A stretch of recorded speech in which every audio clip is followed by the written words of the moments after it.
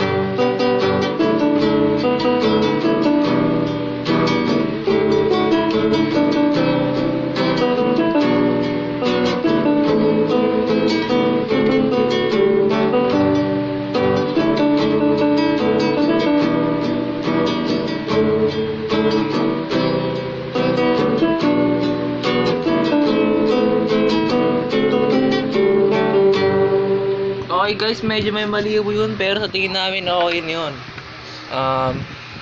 Ayun lang. Thank you Kuya Jobert.